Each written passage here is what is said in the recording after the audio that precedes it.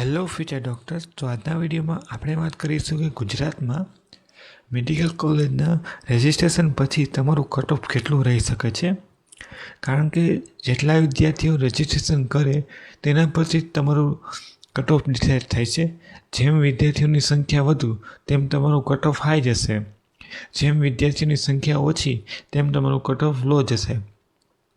આની પહેલાંના ઘણા ખરા વિડીયોમાં મેં જણાવેલું છે કે તમારું કટ ઓફ નીચું જવાની શક્યતા છે, પણ હજી સુધી તમને કન્ફર્મ ના કહી શકાય, કારણ કે જેટલા વિદ્યાર્થીઓ રજિસ્ટ્રેશન કરે તેના પર ડિપેન્ડ છે. તો અત્યારે તમને ખબર જ હશે કે તમારું મેરિટ લિસ્ટ ક્યારે આવશે. જો ના ખબર હોય તો તમને અત્યારે વિડીયોમાં જણાવી દઉં. તો ચાલો વિડીયો શરૂ કરીએ. તો જે વિદ્યાર્થીઓ ચેનલ ઉપર ન હોય તો ચેનલ સાથે જોડાવાનું ભૂલશો નહીં. આ ચેનલ ઉપર તમને આવા જ પ્રકારના વિડીયો મળી રહેશે. તો પેલું મેરિટ ક્યારે આવશે, એટલે કે તમારું ગુજરાતનું મેરિટ આપણું ક્યારે આવશે, તો મારા અંદાજ મુજબ 13થી લઈને 13 ઓગસ્ટથી લઈને 16 ઓગસ્ટની વચમાં આવશે.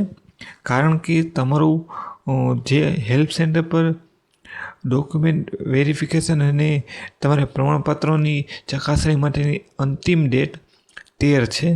તો 13 ઓગસ્ટથી લઈને 13 ઓગસ્ટથી લઈને 16 ઓગસ્ટની વચમાં તમારું પહેલું મેરિટ આવવું જોઈએ. તો આ ડેટની વચમાં તમારું મેરિટ આવશે.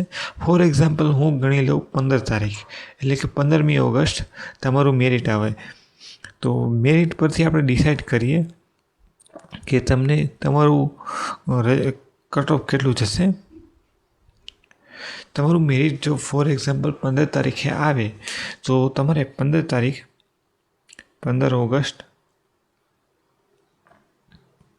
ઓગસ્ટ તમારું 15 ઓગસ્ટે મેરિટ આવે અને તેમાં વિદ્યાર્થીઓની પાર્ટિસિપેટ કેટલા અંદાજિત જો 2025 મુજબ જોઈએ તો 2025માં અંદાજિત વિદ્યાર્થીઓ 50,000 વિદ્યાર્થીઓ ક્વોલિફાઈંગ કરેલા હતા નીટ, અને તેમાંથી રજિસ્ટ્રેશન ઓનલી 22,000 જેટલા જ વિદ્યાર્થીઓએ રજિસ્ટ્રેશન કરેલું હતું. 22,300 જેટલા વિદ્યાર્થીઓ ક્વોલિફાઈંગ વિદ્યાર્થીઓની સંખ્યા છે આ, અને તેમાંથી ઓનલી 22,300 જેટલા જ વિદ્યાર્થીઓ ક્વોલિફાઈંગ કરેલા હતા, એટલે કે અંદાજિત 50% કરતાં પણ ઓછા છે. જો આપણે 2026ની વાત કરીએ તો તમને ખબર જ છે 38,000 જેટલા વિદ્યાર્થીઓ ક્વોલિફાઈંગ કરેલ શક્યા છે, 38,000ની આજુબાજુ. તો તેના 50% બી ગણીએ આપણે તો 19,000ની આજુબાજુ રજિસ્ટ્રેશન થશે, 19,000ની આજુબાજુ. અને તમારે કોલેજની સીટોની સંખ્યા 17,000 છે. ટોટલી બધી સીટો, એટલે કે MBBSની સીટોની સંખ્યા 7,500 છે, 7,500ની આજુબાજુ. અને BDSની પણ કંઈક બધી મળીને ટોટલી મેડિકલ સીટો 19,000 છે.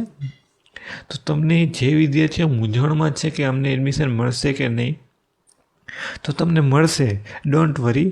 તો તમારે કટ ઓફ કેટલું રહેશે તેના વિશે વાત કરીએ. તો તમારું કટ ઓફ જો જે વિદ્યાર્થીઓને પહેલા રાઉન્ડમાં મળી જાય તેના માટે અલગ કટ ઓફ હોય છે.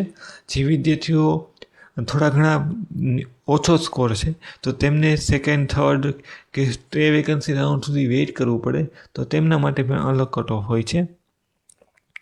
તો કેટેગરી વાઇઝ કટ ઓફ જોઈએ તો ઓપન કેટેગરીમાં હું અંદર સૌથી પહેલાં કેટેગરી લખી દઉં તમને. ઓપન, OBC, EWS, SC અને ST. તો તમારે કટ ઓફ જોઈએ તો આપણે કટ ઓફ તમારું આ મુજબ રહેવાનું છે. ઓપન કેટેગરીમાં જે વિદ્યાર્થીને પહેલા રાઉન્ડમાં મળી શકે તેમનું કટ ઓફ તો 550-545 માર્ક રહેવાનું છે. પરંતુ જો સેકન્ડ રાઉન્ડ, થર્ડ રાઉન્ડ કે સ્ટે વેકન્સી રાઉન્ડની વાત કરીએ તો ઓપન કેટેગરીમાં 500 ને 25+ માર્ક રહેવાના છે આ વર્ષે. અને આ વર્ષે તમારું કટ ઓફ લો જશે. ઘણા ખરા વિદ્યાર્થીઓ કહેતા કે સર આટલું બધું કટ ઓફ કેમ લો જશે, પરંતુ તમે જુઓ 2025ની સરખામણીમાં તમારે 11,000 જેટલા સ્ટુડન્ટ તો ઓછા ક્વોલિફાઈંગ કરી શક્યા છે. અને આ વખતે મેડિકલ સીટમાં વધારો થયો છે. અને ઘણા ખરા અધર ફિલ્ડમાં ચૂઝ કરશે જેમને એડમિશન મળી શકે તેમ ના હોય, અને ઘણા ખરા તો ડ્રોપ લઈ લેશે. એટલા માટે ઓબીસી માટે તમારે 505+ માર્ક જોશે, 505. ઈડબ્લ્યુએસ માટે 500+ માર્ક જોશે. એસસી માટે 485+ માર્ક જોશે. અને એસટી માટે તમારે 460+ માર્ક જોશે. તો આ મુજબના માર્ક છે કે તમને સારી એવી મેડિકલ કોલેજમાં મળી રહે. હવે તો આ મુજબના માર્ક છે તો તમને શ્યોર સારી એવી મેડિકલ કોલેજમાં મળી રહેશે એડમિશન, પરંતુ તમારે સેકન્ડ કે થર્ડ રાઉન્ડનો વેઇટ કરવો પડે. એટલા માટે તો તમારું આ મુજબનું કટ ઓફ રહેવાનું છે. તો જે બી વિદ્યાર્થીઓ હજુ સુધી કન્ફ્યુઝનમાં હતા કે સર અમને એડમિશન મળશે કે નહીં મળે, તો તેના માટે છે આ વિડીયો. તો કટ ઓફમાં થોડો ઘણો ચેન્જ આવી શકે છે. તો કટ ઓફને લઈને કોઈ પણ પ્રકારનો પ્રશ્ન હોય તો જરૂરથી કોમેન્ટમાં જણાવજો. જો આના પછીના વિડીયો તમારે સ્કોલરશિપને લઈને આવવાનો છે તો તે પણ જોજો. અને જે વિદ્યાર્થીઓ ફ્રી શિપ કાર્ડને લગતી સ્કોલરશિપમાં કઈ રીતે અપ્લાય કરવું એસસી અને એસટી સ્ટુડન્ટને, તો તેના માટે પણ વિડીયો અપલોડ થઈ ગયો છે, તો જરૂરથી જોજો. તો આ મુજબનું કટ ઓફ રહેવાનું છે. તો તમને આ વિડીયો કેવો લાગ્યો જરૂરથી કોમેન્ટમાં જણાવજો. કારણ કે જો તમારે જે પ્રકારના વિડીયો જોતા હોય તે પ્રકારનો વિડીયો માટે કોમેન્ટ કરજો, તો જરૂરથી વિડીયો બનાવીશ. અને આ વખતે જેટલા વિદ્યાર્થીઓ ગુજરાતમાં રજિસ્ટ્રેશન કરશે તેના પછીને જ તમારું કટ ઓફ ડિસાઇડ થશે. અને તમને ખબર જ છે, જો તમને સ્પેસિફિકલી લખી દઉં, જેમ રજિસ્ટ્રેશન વધે તો તેમ કટ ઓફ પણ વધે. કટ ઓફ પણ વધે. અને જેમ રજિસ્ટ્રેશન ઘટે તો કટ ઓફ પણ ઘટે.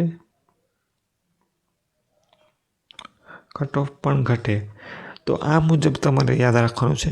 જો 2025ની જ્યારે પણ તમારે પહેલું મેરિટ બહાર આવે, તમારું ગુજરાતનું આપણું મેરિટ બહાર આવે, તો ત્યારે તમારે જોવાનું છે કે લાસ્ટમાં વિદ્યાર્થીનો કાઉન્ટિંગ નંબર કેટલા છે, એટલે કે તેઓ કેટલામો ક્રમ ધરાવે છે, છેલ્લામાં છેલ્લો વિદ્યાર્થી.